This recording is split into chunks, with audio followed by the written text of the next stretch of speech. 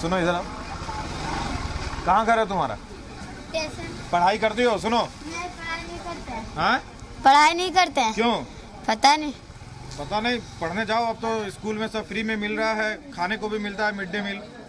तो अब जाना चाहिए ना स्कूल। एडमिशन कराने का पैसा कौन दे? मम्मी पापा हैं घर में? हाँ है। वो लोग नहीं देते हैं पैसा? मम्मी को तो आँख में चोट लगा। आँख में चोट लग गया है? हाँ। पापा को? पापा पुलिस करता है। पापा ठीक है? हाँ, काम करते हैं वो? पुलिस करता है। अच्छा, तो पढ़ने का मन नहीं करता तुमको? क्यों? काम करते हैं और क्या करें? पढ़ाई पढ़ करोगे के ना क्या पहले? करेंगे? और काम करके पैसे मिलते हैं। हाँ, और क्या करें? घर का खर्चा कौन चलाएगा? घर का खर्चा पापा नहीं चला पाते हैं? पापा कितना ले आते हैं? वही जितना कोई पुलिस कराता है नहीं, कोई नहीं करवाता है। घर कहाँ है तुम्हारा? स्टेशन है। स्टेशन? ये गाजियाबाद स्टेशन? वहीं रहती हो? पढ़ने का मन है? नहीं भैया।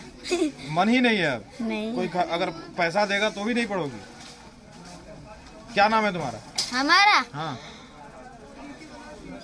नहीं, कोयला। कोयला? ये कैसा नाम है? प्रीति नाम है। प्रीति नाम है? हाँ। चलो, थैंक यू प्रीति बात करने के लिए। तो ये आप देख सकते हैं दिल्ली एनसीआर का इलाका है और अभी भी प्रीति जैसी लड़कियां हैं जो कह रही हैं कि पढ़ करके मैं क्या करूंगी। तो भले ही हम चुनावी कवरेज कर रहे हैं, लेकिन इन चीज़ों को भी ध्यान में रखना ज़रूरी है ताकि सरकार इस पे काम करे।